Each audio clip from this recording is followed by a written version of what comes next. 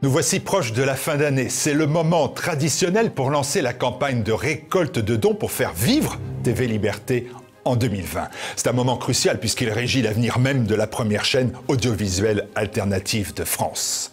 France fragile. Fragile, la France est devenue fragile. Chacun le sait, beaucoup de décisions et d'événements fragilisent notre société, notre nation. La montée d'un multiculturalisme violent, d'un islamisme radical conquérant et d'un terrorisme que l'on tente de cacher ou nier. Les craintes d'une crise financière mondiale qui amènerait à taxer les comptes des particuliers. Il y a peu, à Chypre, au sein de l'Union européenne, tous les déposants ayant des comptes de plus de 100 000 € ont perdu 60% de leur épargne sur une simple décision gouvernementale. Les irresponsables qui nous gouvernent fragilisent notre peuple privé de sa souveraineté et de son identité, dépossédé culturellement et socialement.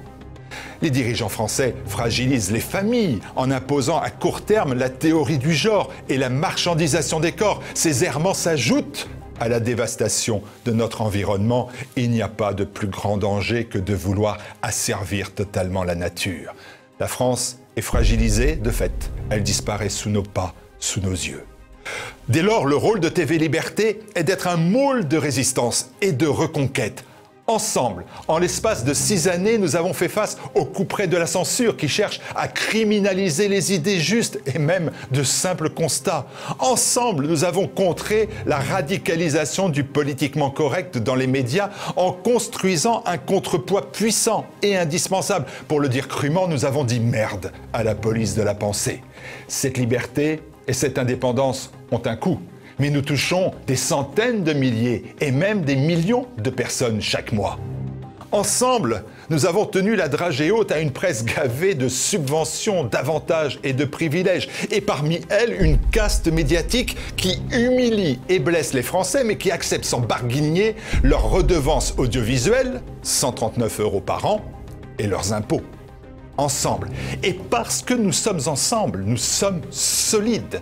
Donnez-nous les moyens d'amplifier la défense de vos idées, de vos modes de vie, de vos valeurs, de vos repères. Donnez-nous la possibilité de desserrer le carcan de la pensée conforme, de faire connaître une autre vérité, une information exemplaire et vérifiée. Donnez-nous les moyens de mieux rayonner dans nos régions et provinces, d'être plus proches des réalités sur le terrain. C'est un objectif essentiel pour l'année qui vient.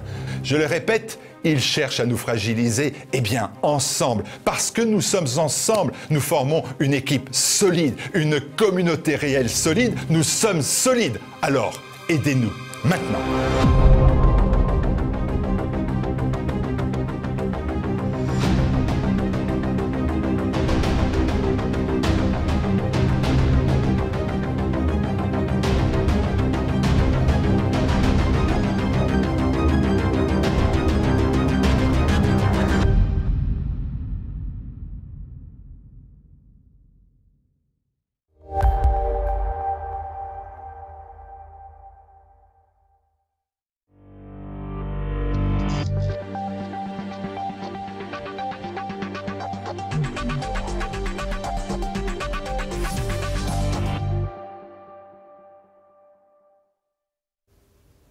Bonjour à tous, bienvenue dans ce nouveau numéro du Samedi Politique. Au programme de cette semaine, Gilets jaunes et grogne sociale, que fait la police ?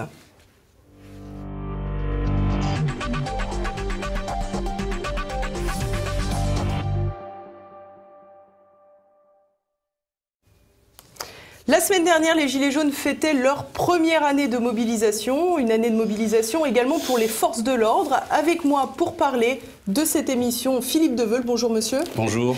Vous êtes avocat au barreau de Paris, vous avez été également l'avocat de Jérôme Rodriguez notamment, vous y êtes toujours d'ailleurs je suppose. Non, j'ai beaucoup de Gilets jaunes qui sont dans la portefeuille de mes clients Gilets jaunes et j'ai des cas beaucoup moins exposés dont peut-être je vous parlerai. Mais j'ai des victimes dont on parle moins, qui ont pris des LBD dans les parties du corps, telles que le tibia ou des éclats dans le visage. Et malheureusement, on ne parle pas assez de ces personnes-là. Ils n'ont pas été assez blessés pour être médiatisés. Voilà, mais pourtant ce sont des blessés. À ma droite, Éric Roman, bonjour monsieur. Bonjour. Alors vous êtes policier et vous êtes secrétaire national du syndicat France Police, policiers en colère. Absolument. Alors la première question que je voudrais poser, c'est à vous Éric Roman. Où en est la police après cette année de mobilisation très intense, on l'a vu avec les Gilets jaunes, mais également une tension sociale dans la société française qui monte de plus en plus? La police est en colère, tout d'abord par ses conditions de travail et tout ce qui lui arrive, et par un travail qui est excessif depuis maintenant des années. Vous parliez d'une année de travail, non. Nous sommes sur au minimum 5 années d'un travail épuisant, de lutte contre le terrorisme, et ensuite effectivement de manifestations sociales extrêmement importantes depuis un an. Donc nous sommes dans une continuité qui nous crée énormément de problèmes en matière de gestion humaine, puisque nos collègues sont épuisés, et on a bien vu encore avec la volonté de racheter les heures par le ministre, ce n'était pas en fait pour mettre du beurre dans les épinards des policiers, c'était juste parce que comme ça les empêchait de prendre leur récupération et leur jour de congé, et donc de pouvoir retourner au travail. Donc qu'ils soient épuisés, et donc on sait que la fatigue peut entraîner des erreurs, ça le ministre n'en a rien à faire. Est-ce que vous êtes en train de nous dire justement que possiblement des erreurs ont été commises dans la gestion de ces manifestations à cause de la fatigue des policiers? Moi, je n'ai pas besoin de le dire, qu'il y a eu des erreurs dans la gestion des manifestations, c'est une évidence. D'ailleurs, le ministre en a pris les conséquences, il a viré un préfet de police. Donc effectivement, il y a eu de graves manquements dans la gestion. Et nous, ce que nous souhaiterions au syndicat France Police, policiers en colère, c'est que ce ne soient pas les lampistes qui trinquent, mais qu'on aille chercher les vrais responsables, ceux qui ont organisé donc, les services d'ordre, et qui, au lieu de partir en conseil de discipline, comme vont tous les policiers qui refusent ou qui obéissent mal aux ordres qu'on leur donne, qu'ils n'aillent pas au Conseil d'État, comme a fini le dernier préfet de police, soi-disant limogé de la préfecture. Moi, je veux bien, si un jour je suis limogé, partir au Conseil d'État, ça ne me dérange pas. Philippe Deveul, votre sentiment, c'est un peu le même? Oui, je pense que la police est instrumentalisée par le pouvoir, elle est contrôlée par le pouvoir, elle est muselée par le pouvoir, parce qu'il y a une grande souffrance chez les policiers. D'ailleurs, le nombre de suicides le prouve. Et pourquoi ? Parce que, justement, il y a un manque de considération pour la fonction, pour la vie sociale de ces policiers, qui, en fin de compte, sont aussi des citoyens qui souffrent de la pression de leur hiérarchie et qui souffrent aussi du fait que le pouvoir d'achat n'existe plus vraiment en France. Depuis qu'il y a l'euro, il faut voir que le pouvoir d'achat s'est réduit considérablement. Donc évidemment, ça crée une tension et ça peut créer aussi des erreurs de tenue sur les manifestations. Il y a aussi des choses qui sont aberrantes. Peut-être monsieur me contrariera pas dans le sens que les forces de la BAC qui sont mises dans le maintien de l'ordre n'ont rien à faire sur les manifestations parce qu'ils ne sont pas formés pour le maintien de l'ordre et que ça crée des tensions entre les manifestants et l'institution policière. Alors, on a eu un très bon exemple la semaine dernière, donc avec ce premier anniversaire des Gilets jaunes. Une partie de la manifestation parisienne s'est regroupée sur la place d'Italie. On a vu qu'il y avait eu de très nombreux heurts. Les gens se sont rassemblés dès le matin alors que la manifestation était prévue pour 14 h. Elle a d'ailleurs été annulée dans la journée en cours de route parce que ça commençait déjà à dégénérer. Quelle est votre impression, vous, en tant qu'opérationnel, j'allais dire aussi, sur cette gestion un petit peu calamiteuse? Honnêtement, je n'ai pas compris. Donc là, ce qu'il faudrait certainement faire, c'est une commission d'enquête parlementaire pour savoir si le but réel de la préfecture de police était de permettre la tenue de la manifestation ou si le but était de faire venir les manifestants, y compris les black blocs, et ensuite d'être dans un lieu où il soit plus facile d'interpeller les black blocs. Donc voilà. Ce qui n'a pas été particulièrement le cas, je crois. Ce qui est quasiment jamais le cas en fait. Donc c'est tout le problème. Ça malheureusement, il y a eu des problèmes dans les services de renseignement lors de la fusion entre l'ERG et la DST et nous avons perdu une grande partie de nos connaissances sur ce qu'on appelle la gauche non parlementaire, puisque je me refuse à parler d'extrême gauche ou d'extrême droite quand les partis sont au Parlement. Là, les Black Blocs, c'est une gauche non parlementaire et nous en avons eu énormément de problèmes lorsque nous avons perdu beaucoup de sachants lors de la fusion RGST. Alors ça corroborerait un peu cette impression que nous avons eue sur la place d'Italie, puisque nous avions un reporter qui était sur place, cette impression que dès le matin, très tôt, les manifestants étaient nassés finalement autour de cette place, et il était finalement très difficile d'en sortir plus que d'y entrer. Oui, là malheureusement, c'est au préfet de police à nouveau de savoir ce qu'il voulait faire. Apparemment, il n'était pas dans le camp des manifestants, donc qu'est-ce qu'il a voulu faire derrière, ça, lui seul peut le dire, et seulement, certainement, une commission d'enquête parlementaire. Alors je suis tout à fait d'accord avec vous pour la mise en place d'une commission parlementaire pour ce qui s'est passé lors de la manifestation déclarée de Place d'Italie. En effet, je suis personnellement choqué par les propos du préfet qui s'adresse à une manifestante en disant « Moi je suis gilet jaune, je suis pacifique, je m'occupe d'associations de victimes » et il dit « Ah ben madame, nous ne sommes pas dans le même camp ». Alors comment interpréter « Nous ne sommes pas dans le même camp » de la part d'un préfet de la République? D'abord, un préfet a un devoir de réserve. Même s'il le pense ou ne le pense pas, il n'a pas à dire on est dans le même camp. Ça veut dire qu'en fin de compte, quand il y a des manifestants et qu'il y a les forces de l'ordre, c'est en fin de compte un conflit. Un conflit, il y a les cow-boys, il y a les Indiens, et donc on peut y aller de son choix. Si je peux me permettre, oui, je vous en prie. Il y a dans les manquements prévus par le guide de l'enquête administrative prédisciplinaire de l'IGPN, le manquement au devoir de neutralité. Tout à fait, mais enfin bon, vous savez très bien que le rôle du préfet est politique et qu'il est protégé par le ministre de l'Intérieur. Il est vrai que je vois mal le ministre actuel envoyer son préfet de police devant le conseil de discipline pour manquement au devoir de neutralité. Surtout que ça ferait le deuxième attaqué sur c'est la raison un même pour laquelle ça serait compliqué. C'est la raison mais pour on laquelle n'hésitera pas à envoyer un gardien de la paix ou un officier. Ah oui, c'est la raison pour laquelle il faudrait une enquête parlementaire. Parce que quand je dis certaines choses, je veux dire, moi j'ai aucun parti pris contre un tel ou un tel. Je veux dire, j'observe les faits et les choses selon l'évolution sur un an de ce mouvement social que l'on dit légitime. Et pourtant, sur lequel se passent des choses terribles, où on a quand même 26 éborgnés, 5 personnes qui ont leurs mains arrachées, tous les autres blessés dont on ne parle pas, dont je vous ai dit, qui ont échappé à la gangrène parce que le LBD a touché un os et qui avait eu beaucoup de mal à cicatriser, etc. Il y a eu des craintes.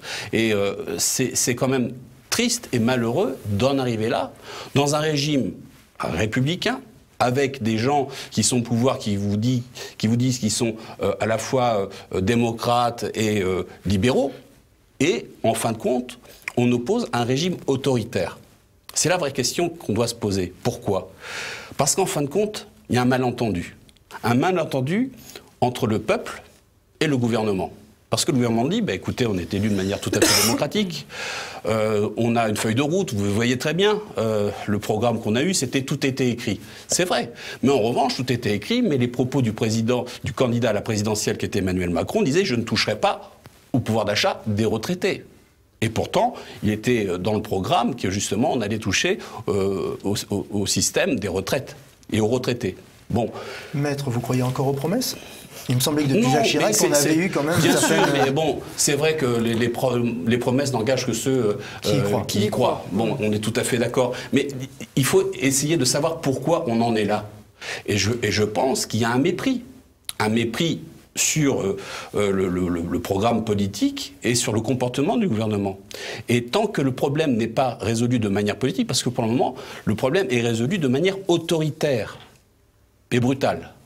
Et ça, c'est ce qui crée un véritable problème qu'on ne maîtrise plus, et très difficile à maîtriser. Cela fait longtemps que notre syndicat demande une solution politique à ce conflit. Je veux dire, on a parfois l'impression que le mouvement a été instrumentalisé jusqu'aux élections européennes afin que la REM passe pour le parti de l'ordre. Et afin d'éviter la casse au maximum lors des élections. Et ensuite, on a l'impression que le mouvement a été très peu suivi par les grandes chaînes d'information continue. Donc il est vrai que de nombreuses personnes se posent des questions pour savoir exactement quelle a été la couverture médiatique et dans quel intérêt elle était faite. Alors c'est intéressant ce que vous dites avec la LREM, avec la République En Marche perçue comme le parti de l'ordre. Et je vous propose justement de regarder un micro-trottoir que nous avons fait dans le 13e arrondissement de Paris. Alors c'est encore Paris, mais c'est un mérite, c'est que c'est juste à côté de la place d'Italie où il y avait la dernière manifestation des Gilets jaunes. Mais moi je respecte la police, elle est utile dans certains cas. Regardez quand il y a eu Charlie, les gens les ont embrassés. Alors vous voyez, tout dépend du contexte. Je crois qu'elle fait son travail du mieux possible et qu'elle a encore beaucoup à faire malheureusement devant la délinquance et tout ce qui nous agresse. Et je suis pleine de compassion pour eux parce que je trouve qu'ils font un métier pas facile. Surtout à notre époque, c'est lamentable ce qui se passe. Je vois qu'on se plaint beaucoup de violence, il y a eu des dérives, c'est vrai. Mais dans un contexte de violence répétée, contre non seulement la police, mais d'autres services publics. Je pense qu'ils ont les moyens pour se défendre et qu'ils les utilisent. Je crois qu'il faut s'estimer heureux parce qu'il y a des tas de pays où on tire à balles réelles sur les gens, dans les manifestations. Non, la police s'est défendue, parce que ça, c'est défendu. Samedi, j'étais là, ce que j'ai vu, la police s'est défendue, ce n'est pas une violence. C'est vrai qu'il y a eu quelques accidents et je ne sais pas si réellement c'est la faute des policiers ou si c'est la faute des participants. Quelqu'un vous lance un pavé dessus, 1, 2, 3, ça va, au bout d'un moment, il y en a marre peut-être. Voilà, moi je dis c'est ça les dérapages. Castaner, en tant que premier flic de France, vous en pensez quoi? On a eu pire, c'est peut-être pas le meilleur du monde, mais il tient la route encore. Écoutez, avec ce que j'ai vu Place d'Italie la semaine dernière, je trouve ça lamentable. Parce que notre maire, M. Coumet, avait quand même alerté le préfet qu'il y avait matière à révolte, puisqu'il y avait tout le matériel avec le chantier, les plots en ciment, tout ça, et on n'en a pas tenu compte, quoi. Il faut un flic, au moins 20 ans de carrière dans la police. On ne peut pas prendre quelqu'un qui a fait la politique à l'ENA, mettre chef de police. Non, ça ne passe pas, parce qu'il ne connaît pas les règles. Et moi, ce qui m'a choqué aussi, c'est que les télévisions ont quand même eu largement le temps de filmer les casseurs, plusieurs minutes, et il n'y a pas eu d'intervention, on les a vus à l'œuvre, quoi. Donc là, quand même, ça interpelle aussi. Ils ont le droit de manifester comme tous les autres, ils l'ont déjà fait, et ils continueront aussi longtemps que la situation sera inquiétante pour eux, notamment, et pour leur avenir, parce qu'il y a quand même une situation, un état d'esprit qui est assez difficile à supporter. Ils ont des conditions assez dramatiques en ce moment, donc je ne vois pas pourquoi ils s'écraseraient parce qu'ils sont policiers.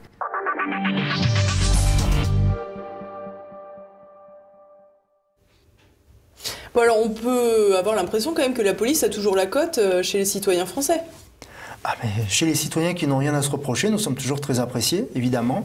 Après, vous allez dans des quartiers où effectivement le trafic de drogue règne en maître. À partir de là, effectivement, nous sommes beaucoup moins appréciés. Ça, c'est clair. Alors c'est intéressant parce qu'on a toujours dans l'état d'esprit des gens, évidemment, le rôle de protection du peuple de la police. Mais ce rôle, est-ce que la police peut toujours le mener à bien pendant qu'elle est occupée quasiment tous les samedis, toutes les semaines, avec les Gilets jaunes ?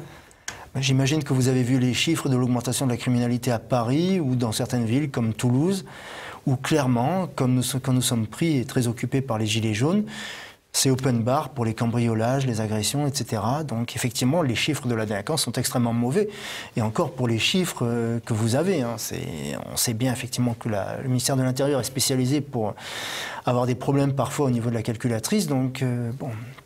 D'ailleurs, pour ça qu'ils suppriment certains instituts, je crois, l'ONDRP notamment. Oui, c'est quand même plus simple après quand on n'a pas d'autre avis que le sien. Donc oui, c'est toujours beaucoup plus simple.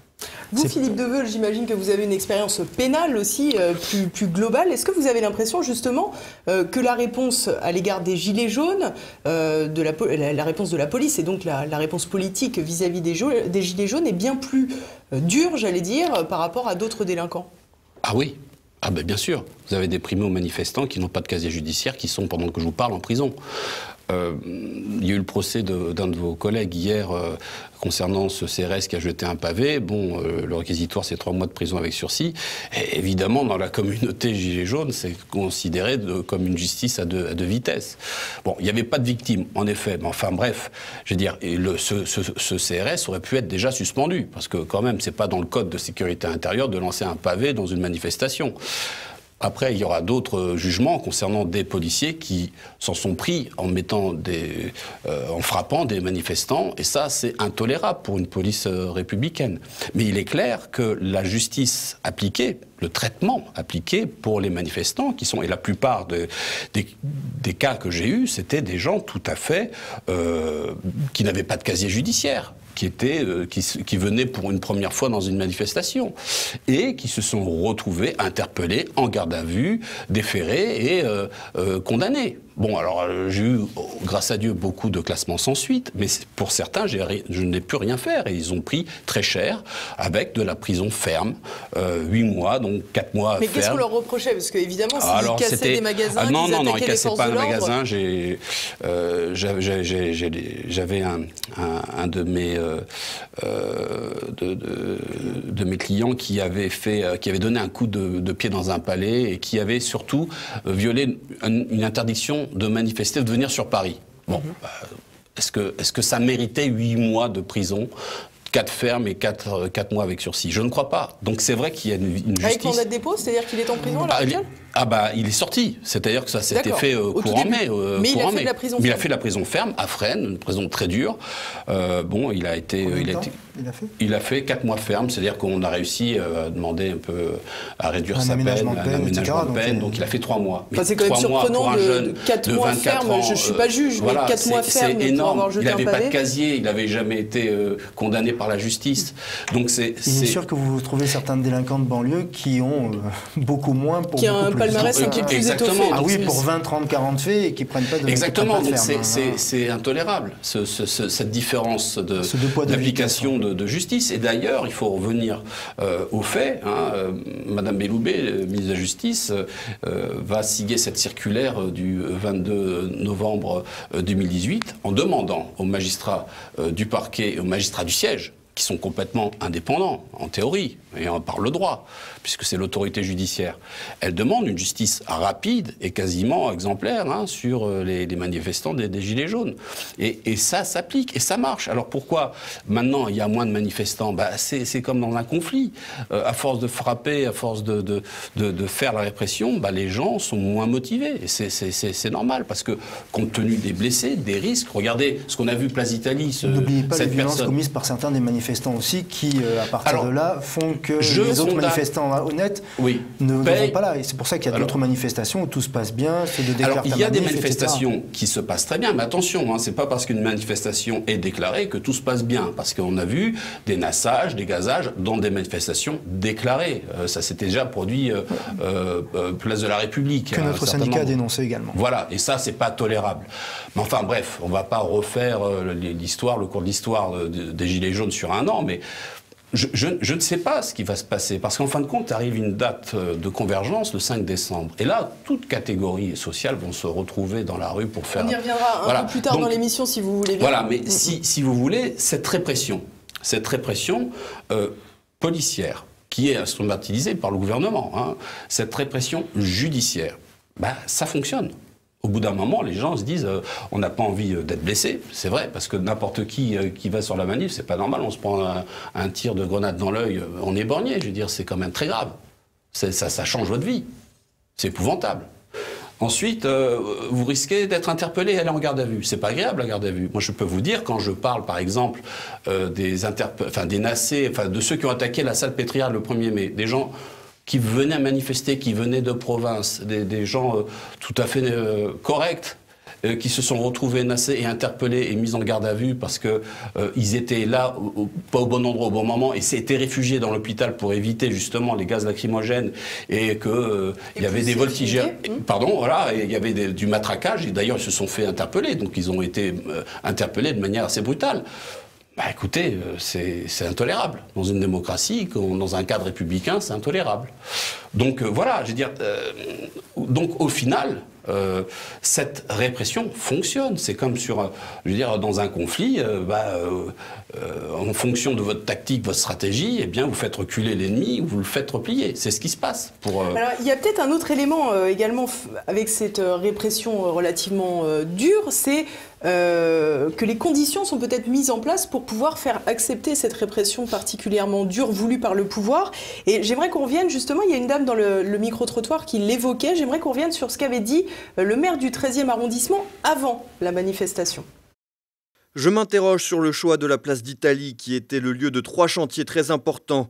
J'avais alerté la préfecture de police sur le sujet. Je pense qu'on aurait pu déterminer un meilleur lieu. Il y avait du matériel qui pouvait servir de projectile ou être incendié.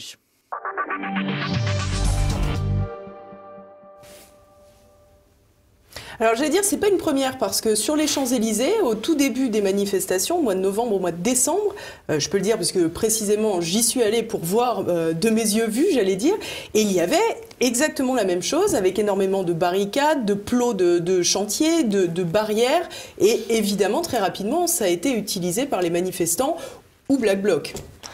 Absolument. Mais c'est pas très rationnel, disons, comme organisation. Non, ça effectivement, comme on l'a dit, hein, il y a eu déjà de nombreux ratés au sein de la préfecture de police. Ce n'est pas pour rien qu'aujourd'hui l'existence même de la préfecture de police est menacée et que l'on souhaite certainement, pour des raisons de rationalité et aussi parce que manifestement un grand nombre des commissaires en poste au sein de la préfecture de police ne sont pas au niveau, détruire la préfecture de police et la faire entrer dans le rang de la direction de la sécurité publique. C'est ça l'objectif, alors décrédibiliser la préfecture de police? Non, c'est pas l'objectif, mais il y a eu tellement d'erreurs faites quand même au sein de la préfecture de police. Je vous rappelle quand même un des hauts placés lors de l'enquête de M. Benalla disant j'ai fait toute ma carrière au sein de la préfecture de police, et lorsqu'on voyait le résultat, on se disait bon, c'est peut-être pas la meilleure école, à partir de là, la préfecture de police. Donc effectivement, aujourd'hui, on sent bien de toute façon que c'est une des volontés du gouvernement aussi, très certainement de changer la préfecture de police pour en faire une direction départementale de sécurité publique comme les autres. Bon, là, effectivement, nous verrons si jamais ils vont réussir ou pas leur volonté. Mais il est vrai qu'un certain nombre de services locaux, comme la DRPP, qui a été malheureusement frappée de plein fouet, bon, on envisage à court terme son rattachement à la DGSI. Alors, on a vu donc finalement qu'on laisse quelque part des outils pour les manifestants ou les Black Blocs. Finalement, on a aussi l'impression que ces Black Blocs, on les connaît, mais on les laisse rentrer. Alors, vous l'avez expliqué tout à l'heure avec, pour des raisons de rapprochement de services, qu'on les aurait un peu perdus dans les renseignements, etc., ouais. etc. Il ne reste pas moins que visuellement, on les voit quand même arriver dans les manifestations. Ils ne ressemblent pas à des gilets jaunes. D'ailleurs, ils n'en portent pas pour la plupart. On a le sentiment, quelque part, que tout est mis en place pour que ça dégénère assez rapidement. Est-ce que c'est également votre sentiment et le sentiment des gens que vous pouvez conseiller? Bah oui, mon sentiment, c'est-à-dire que j'ai assisté, j'ai été témoin dès le départ, hein, dès le 17 novembre, le 1er 17 novembre, j'ai tout vu, jusqu'à tous les actes, jusqu'à une interruption pendant l'été, où j'avais d'autres choses, où je pouvais aller à d'autres endroits pour observer. J'ai pu constater qu'il y avait quand même une manipulation de la violence.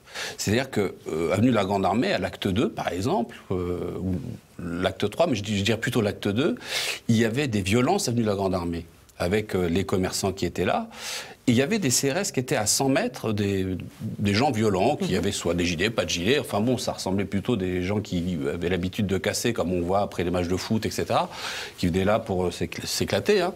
Et il n'y avait aucune réaction de la part des forces de l'ordre. Aucune réaction des forces de l'ordre, alors que les CRS étaient à 100 mètres. Alors, c'est pas de la faute des CRS qui étaient là, qui faisaient rien, c'est les ordres. Alors justement, concrètement, est-ce qu'il faut recevoir un ordre pour intervenir sur ce type de choses? Ah, lorsque vous êtes CRS, oui, bien sûr. Vous tenez une position... Et si on n'a pas cet ordre, on les regarde Oui, bien sûr. Tout simplement parce que si jamais vous quittez votre point sans en avoir reçu l'autorisation, vous créez un vide et à partir de là, des manifestants peuvent pénétrer dans une autre zone où ils ne doivent pas aller. À partir de là, effectivement, ils doivent d'abord tenir leur position et s'il y a possibilité, effectivement, ils vont et ils interpellent. Ça, les CRS adorent interpeller, ça, c'est pas le souci. Mais d'abord, ils doivent tenir leur point. Voilà, c'est ça d'abord le plus important, c'est d'accomplir la mission pour laquelle ils ont été mis sur le terrain. Si jamais ils l'accomplissent mal, après, il y a un souci. Vous aviez eu le même problème lorsque vous avez eu nos collègues qui avaient chargé sur l'Arc de Triomphe, alors qu'à côté, les gendarmes, eux, n'avaient pas bougé parce qu'ils n'avaient pas reçu l'ordre. Ils ne pouvaient pas bouger. Tout simplement. Mais sinon, en matière de violence, par exemple, à l'acte 17, j'avais filmé des gilets jaunes mettant dehors des Black Blocs de la manifestation. Donc il y avait réellement, pendant longtemps, un soutien même dans les manifestations des gilets jaunes envers la police, parce qu'il y avait une certaine convergence des luttes entre la police et les gilets jaunes pour un certain nombre de raisons. On a vu de nombreuses images où les gilets jaunes appelaient la police d'ailleurs à les rejoindre au début. Mais certains l'ont fait au début, hein. Certains policiers, après quitter le commissariat et mettre un gilet jaune sur un rond-point, tout simplement parce que nous avons des problématiques qui sont les mêmes en matière de pouvoir d'achat notamment. Lorsque vous avez par exemple deux types de concours pour les gardiens de la paix, le concours Île-de-France, donc là vous êtes sûr d'être affecté en Île-de-France, et le concours national où vous devez être affecté normalement partout sauf en Île-de-France. Quand vous êtes malgré tout affecté en Île-de-France, vous n'avez pas les mêmes primes que ceux qui ont passé le concours Île-de-France. Pourtant, vous avez les mêmes suggestions, le même problème de vie chère, etc. Mais vous n'avez pas les primes d'installation. Donc, bon, il y a là de nombreuses questions que nous, notre syndicat France Police Policiers en Colère, essaie de porter. Mais bon, aujourd'hui, nous avons énormément de mal à être entendus par ce gouvernement dont le dialogue social, effectivement, n'est pas la première priorité. Et vous parliez, en début d'émission, des problèmes de carrière, effectivement, des fonctionnaires, où aujourd'hui, avec la réforme des commissions administratives paritaires qui décide de notre mutation et de notre avancement, auparavant, il y avait une cogestion entre les syndicats et l'administration. Maintenant, à partir de l'année prochaine, c'est uniquement l'administration qui va décider. À partir de là, ne pas obéir à un ordre, même illégal, vous coûtera votre carrière, donc vos avancements et votre mutation. Ça ne va pas inciter les collègues à effectivement faire preuve de, j'allais dire pas de discernement, mais d'une base légale. Quand on va vous donner un ordre abruti et illégal, ben, vous allez vous poser la question de est-ce qu'il vaut quand même pas mieux que j'obéisse, parce que si j'obéis pas, j'ai 100% de chance de ne pas être muté et de ne pas être avancé. Si j'obéis, j'ai quand même que 1% de chance d'être chopé. Donc vous avez des collègues qui vont choisir, hein, très clairement. Alors on va revenir sur le plan sécuritaire. Je voudrais revenir sur un élément qui est très présent sur les réseaux sociaux et très présent sur la toile. On voit beaucoup de vidéos où on se pose des questions sur la possibilité d'une accointance, d'un rapprochement, au moins de circonstances, parfois entre les Black Blocs et les policiers. Ça paraît surréaliste et je vous propose de regarder justement une vidéo qui le sous-entend. Allez faire la différence entre un policier, un gendarme et un Black Bloc. On peut pas.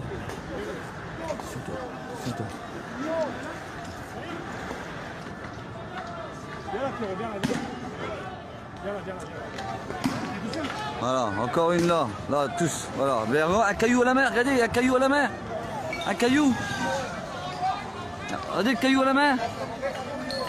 Caillou à la main, regardez. Je joue encore, il vient de le jeter.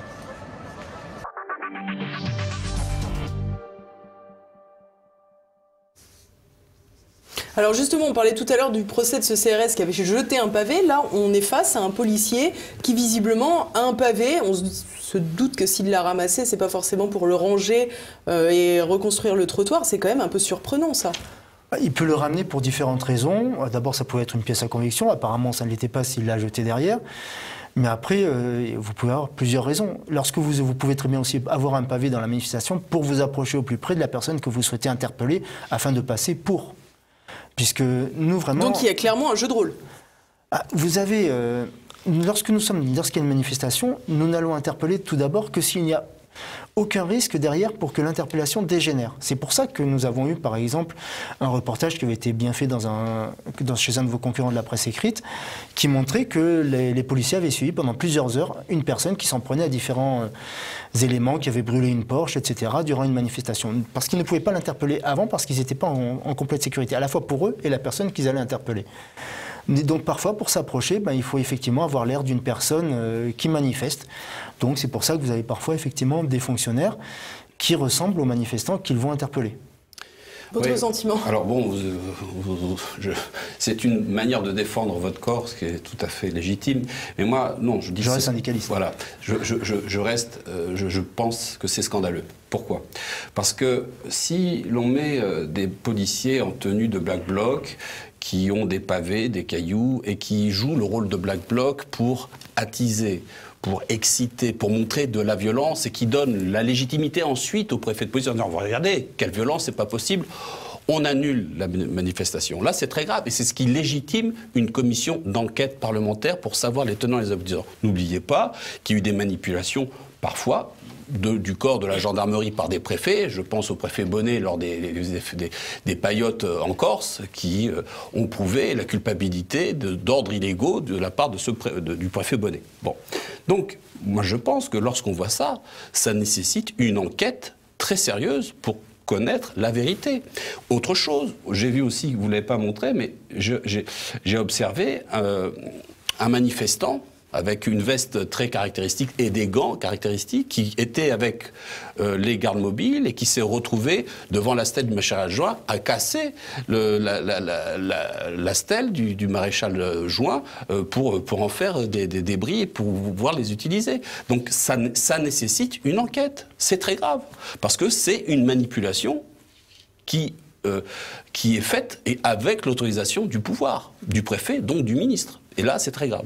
Et alors, ces doutes, justement, comment sont-ils perçus par la profession? Parce que j'imagine que pour les policiers qui reçoivent des ordres, qu'ils ne comprennent pas toujours, qu'ils exécutent parfois malgré eux, être en plus jetés comme ça au feu, j'allais dire, avec du discrédit, ça doit être terrible. Pour nous, c'est très mal vécu.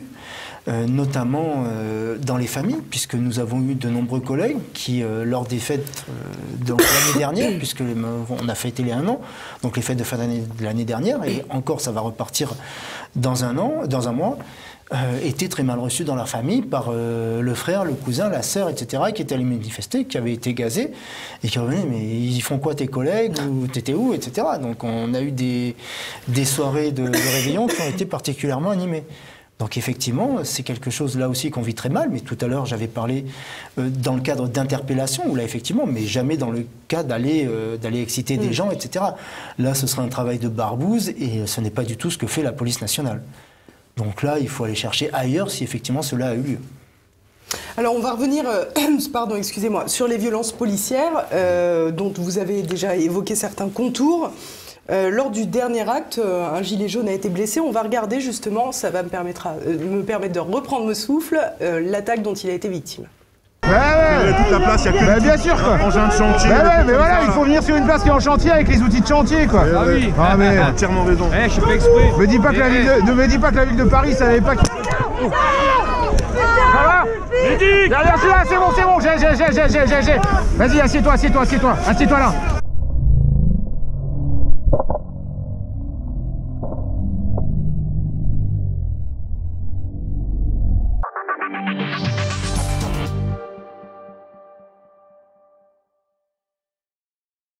Alors évidemment, les téléspectateurs ne l'ont pas entendu, mais même vous avez eu un sursaut. Oui, c'est toujours quelque chose d'extrêmement violent. Et là, vous avez beau le voir et le revoir, vous identifiez forcément à la personne qui a reçu cela. J'avais eu l'occasion déjà de le dire, mais ça a été évoqué aussi plus tôt. La formation a été toujours catastrophique au sein de la police nationale. Comme je dis toujours, moi je suis rentré dans la police en 2003. J'ai fait une journée de formation sur le maintien de l'ordre.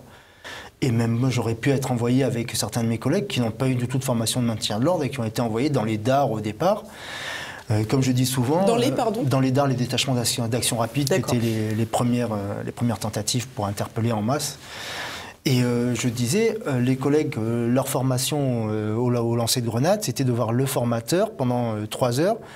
Donc ils avaient uniquement 3 heures de formation, et à ce moment-là, le formateur lançait une grenade, et vu qu'on n'avait pas assez de grenades pour tout le monde, parce que ça coûtait trop cher que tout le monde puisse en lancer une, voilà, il suffisait de voir le formateur pour avoir appris à lancer une grenade.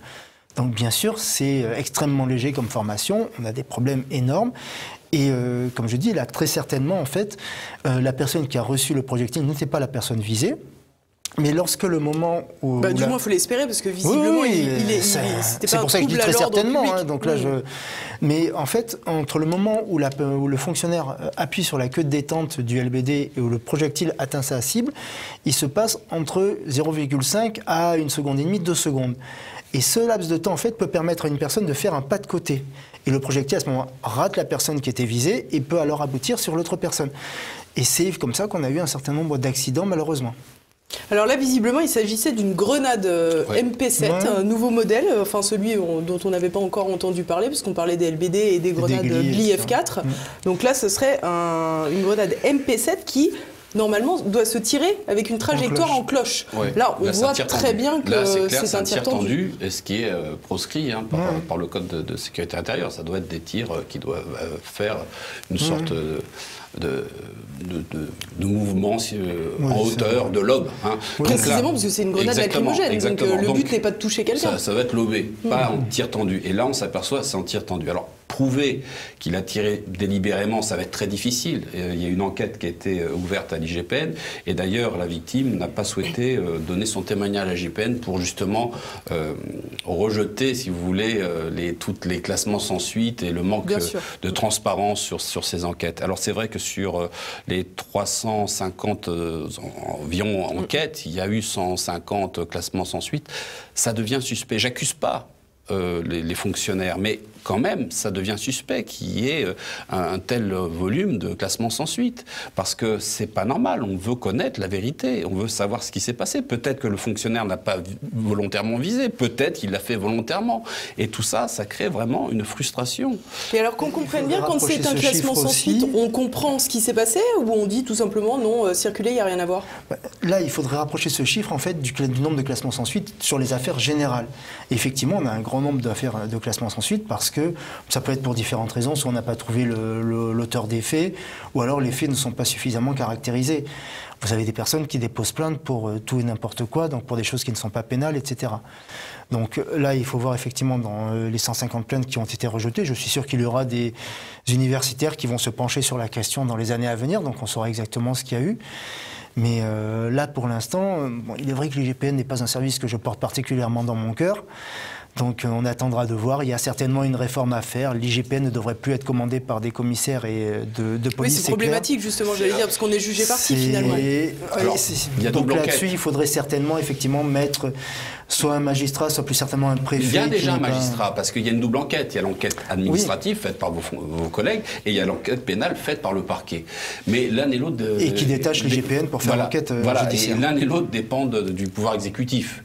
Donc ne faudrait-il pas en plus mettre des enquêteurs qui accompagneraient les enquêtes, qui seraient complètement indépendants et qui ne dépendraient pas du gouvernement, me semble-t-il, avec soit des professeurs d'université, des experts, des médecins et des avocats.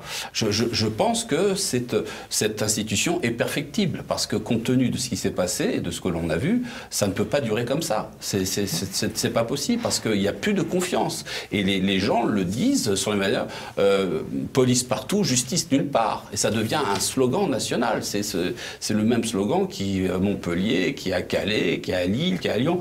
Donc, si vous voulez, il y a un ressentiment vis-à-vis des citoyens en colère contre l'institution qui est à l'origine, qui doit être une institution pour protéger la population et qui est respectée. Mais il y a aussi un très gros ressentiment des forces de police et des policiers envers aussi l'IGPN pour un certain nombre d'affaires où effectivement on se demande comment l'IGPN a enquêté.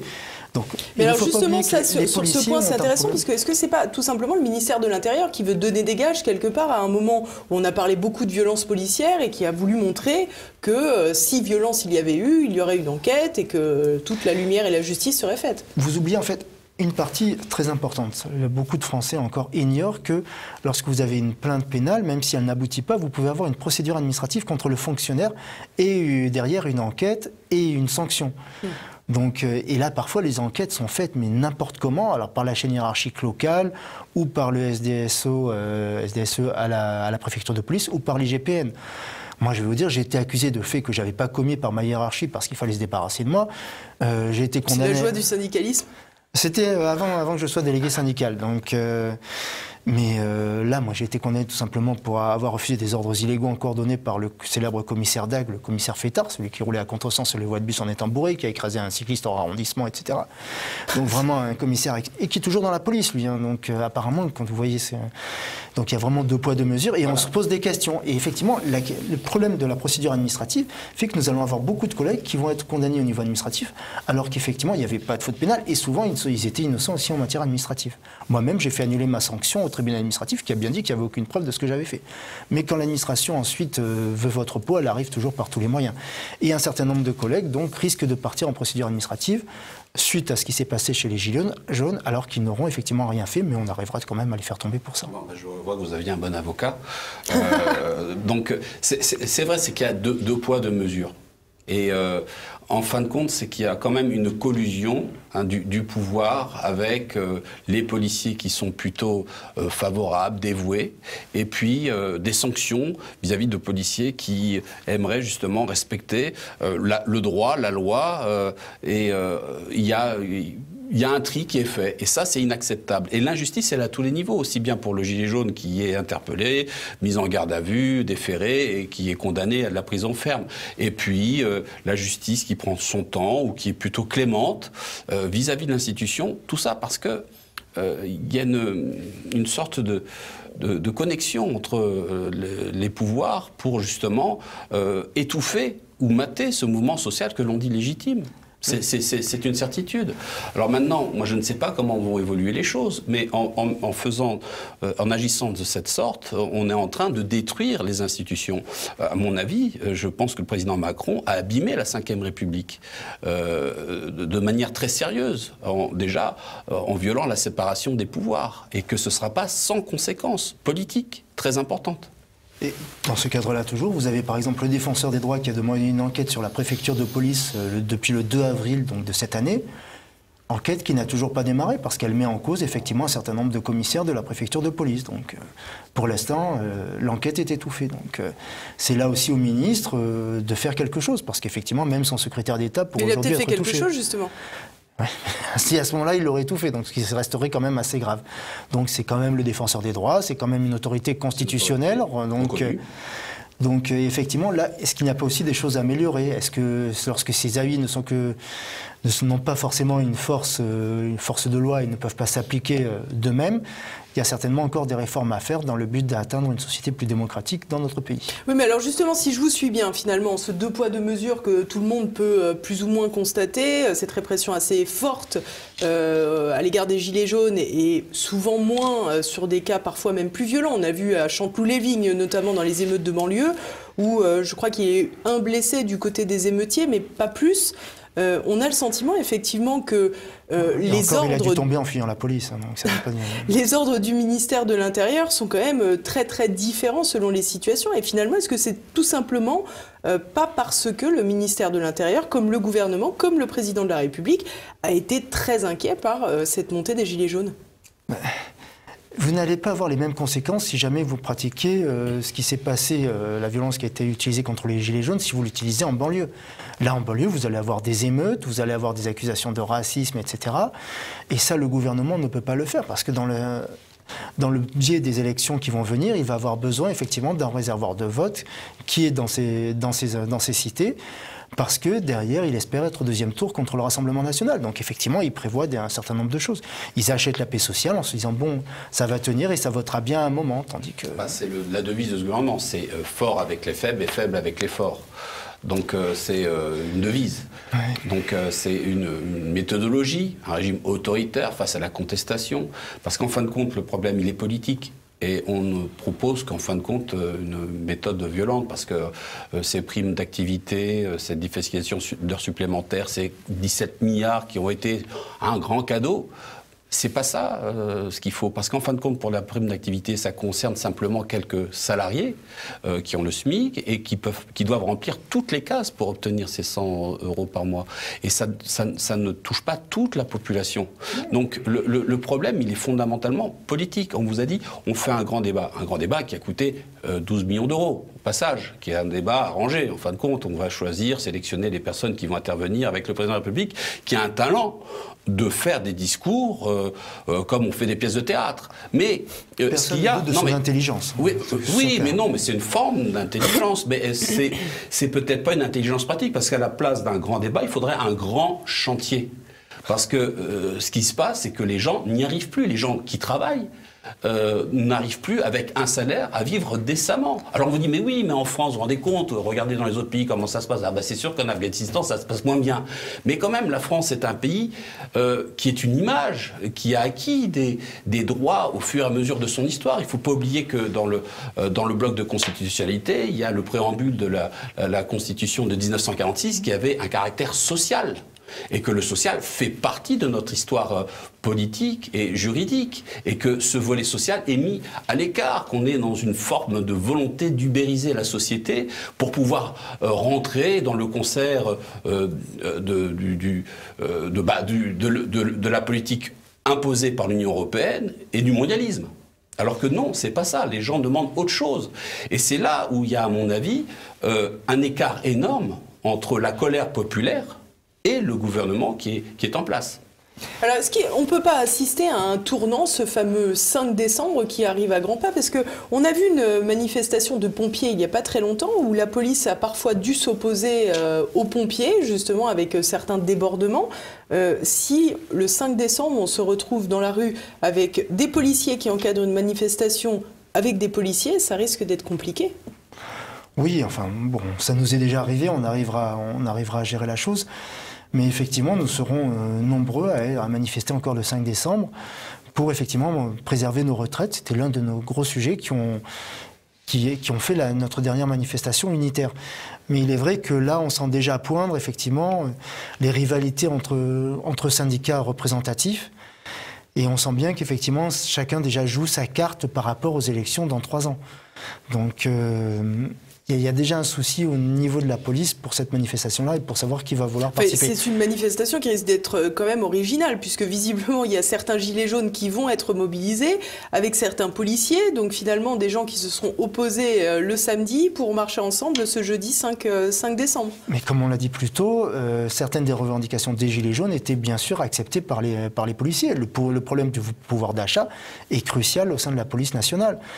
Est-ce que ça pourrait pas être un tournant finalement, une prise de conscience pour les forces de l'ordre? Je ne sais pas si ça peut aller jusqu'à un refus d'exécuter les ordres du ministère de l'Intérieur, mais non, finalement, si on voit des débordements du même acabit que le samedi, ça peut peut-être mettre le feu aux poudres. Non, là, je ne pense pas que ça arrivera.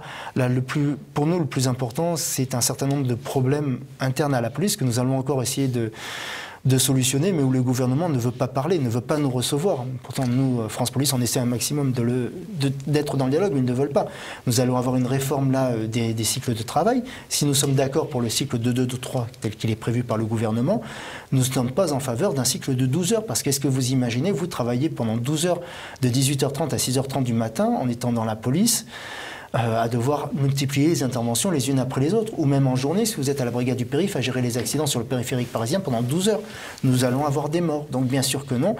Mais le gouvernement ne nous écoute pas. Il nous faut effectivement le 2-2-3, mais avec des vacations de 9h30. C'est une évidence. Alors je vous rassure, parce que vous serez rejoint par beaucoup de corps de la société qui vont manifester le 5 décembre et faire la grève. Y compris les professions libérales. Y compris les avocats, parce qu'on veut évidemment toucher à notre système de retraite qui a sa caisse indépendante, nos cotisations indépendantes pour faire quelque chose, pour entrer dans de l'universalité et leur retraite à point qui n'a pas de sens en fin de compte, parce qu'on ne sait pas combien vaudra ce point ou pas ce point. Et le gouvernement est en incapacité de vous donner une grille concrète de la projection des retraites qui seront à venir. Bon, c'est tout le problème d'avoir bien géré votre métier pendant des décennies. Voilà, aujourd'hui vous avez de l'argent, donc évidemment... Donc évidemment, nous allons nous fondre dans...